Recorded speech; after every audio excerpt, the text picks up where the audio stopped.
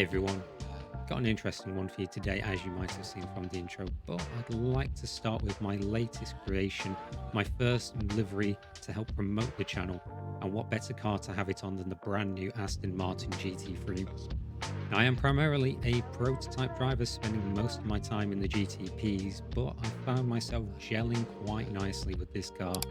And so it's been a good journey to start embarking on to try and improve my GT3 skills, because this series is just so popular. So I'm going to try and give you a insight into that today with two races. Starting off, this is a bit of a shorter one. This is the first race I did in the week, just to highlight how dangerous these are going to be at the start. Even when you're at the very back of the pack, thinking you're safe, there's always going to be some form of chaos, and you definitely have to have your eyes on you to watch out and respond as soon as you can. Now, we have 18 cars jammed into this turn one at Atlanta. Lovely twisty track, one of my favorites of the week. And we already have the first bit of smoke coming off to the left, so I just try and find my way all the way to the right here, and we have a Mustang going the wrong way around the track. Thankfully, cut the course there on the inside, two cars left to the right in the barrier, and we're already up in numerous positions. But I know that certainly won't be the end of it, so for now, I just need to keep this BMW in front of me and be aware that there may be further incidents, especially coming down to these next two corners, which are two more where you get cars tending to come together. But so far, though, that BMW is looking a little bit racy. Not too bad, though. We can now see two cars rejoining from the left there. Bit more contact between them, which means we're all going to be nice and close as we enter this back straight towards the chicane that's infamous here at Atlanta. And now you'll recognize this scene from the introduction, but I didn't know at the time anything had happened between these two cars.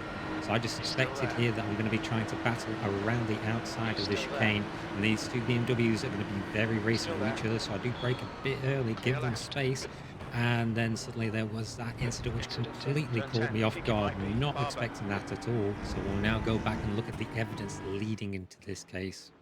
It was a fair hit, though. Look at the amount of power that was going into that one, not only hitting his target, but also an innocent bystander, with the BMW surprisingly escaping with minimal damage. Now, this was the first contact these two had together coming over the top. A very difficult sort of corner to go side by side. I do feel the BMW did his best here to actually facilitate the Mustang on the outside, whilst the Mustang turned in very sharply for the corner and now rejoins directly in front of the BMW, which is certainly not going to be helping the temperature that's rising between these two. The BMW, though, is still trying to play this fairly. He sizes up a move around the outside into this second to last corner before the back straight, and he actually does a really good move before the Mustang seems to really turn into him and spear them both off into the grass. On board with the Mustang, and he doesn't really turn into the BMW, but I feel he was definitely not turning into the corner, perhaps trying to mask the fact that he wanted to push the BMW off, not happy with the previous incident. And then this just led into what we saw, but overall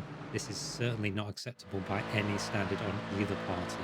The rest of the race was not as interesting for me. I was kept very honest by Bud driving another Aston Martin GT3, but we kept it very fair between the two of us, and I didn't really make any more positions. So we're going to finish the first race in P10, which was okay, but I knew I could definitely do better. So I took some time to go and practice, learn some more about the car and the track, and decided to give it another go later that night.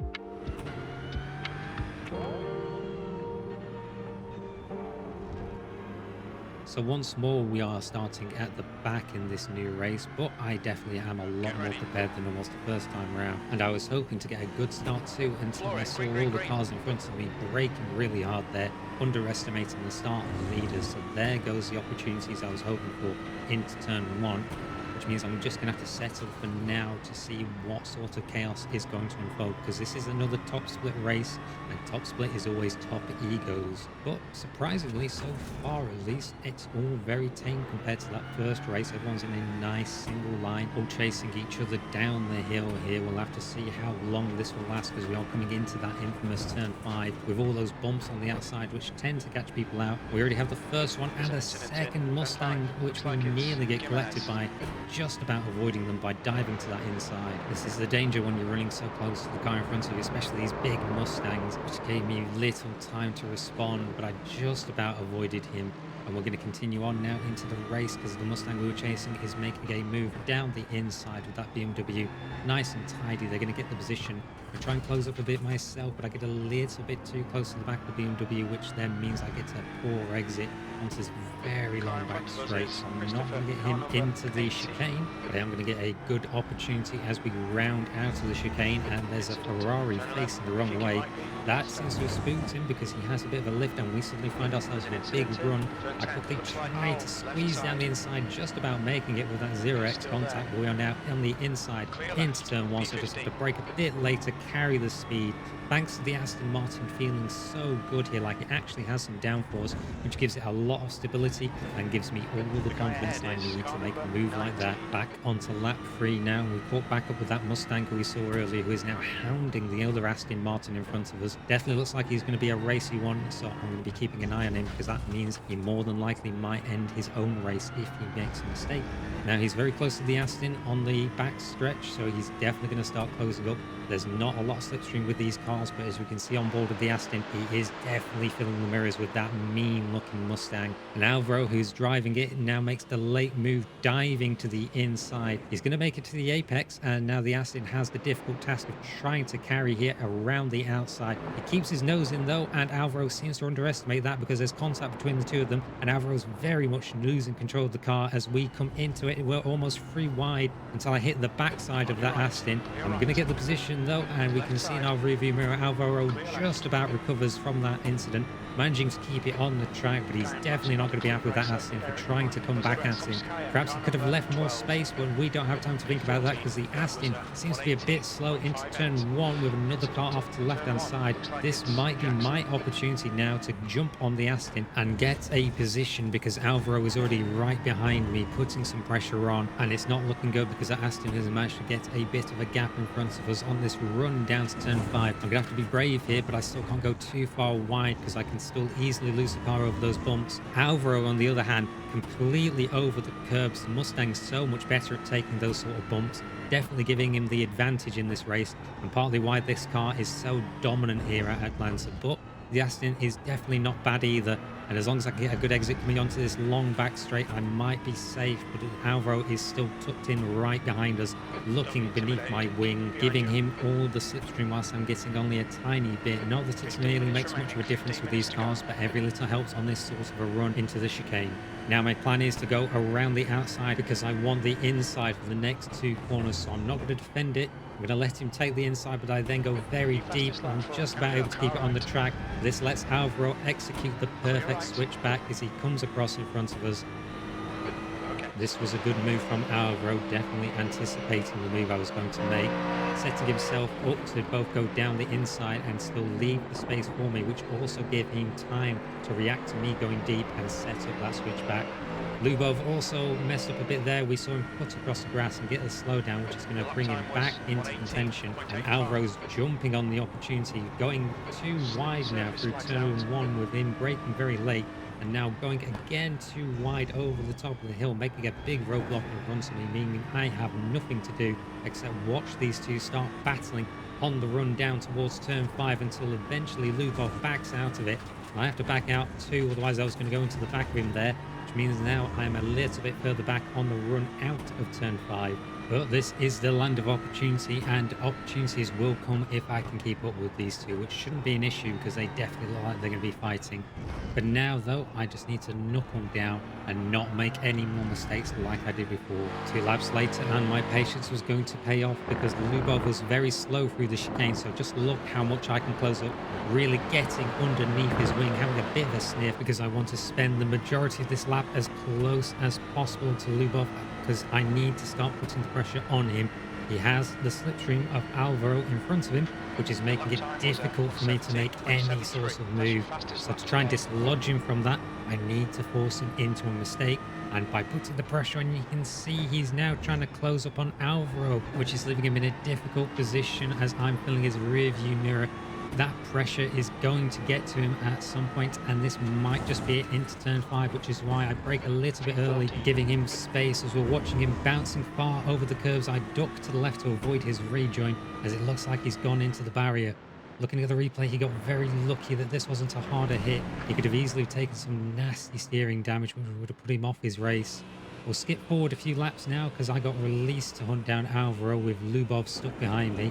And I did the same once more, starting to get in nice and close, really filling those mirrors and cameras on the back of his car with nothing but the beautiful front center of that Aston, seeing how much pressure I could apply. And we were also still managing to catch up to the car in front of us. You can see Robin just going around the corner in another Mustang. So potentially, if I can get past Alvaro, or if Alvaro just keeps this pace up, we might be able to catch up to him. But it's not going to get helped here, where he makes a big mistake coming onto the back straight. And I now close up even more as I start getting that little bit of slipstream, and Alvaro is definitely feeling the pressure from me closing in on him. I move to the outside, perhaps a bit early there, because I now lose that slipstream.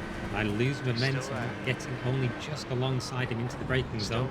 I try to aim to go just around the outside and try and sit back in behind it, but I do mess up my angle, and that ends up costing me more time than I gained. Next lap, I got another chance. I'm not as close as I was the first time, so I'm not going to launch an attack into the first part of the chicane. Instead, I'm going to aim to get the best possible exit. I cut the corner a bit too much, getting an off track, but I also now get a really good exit, keeping me underneath the wing, and I aim to now take the shortest line possible to try and cut my nose underneath Alvaro. But he eventually cuts across to try and cover me off, which I should have expected. I'm going to try and set up though for a switchback by holding him there, braking a little bit earlier, and then getting to that inside curb. Alvaro has gone deep, and that's allowed me in with the switchback.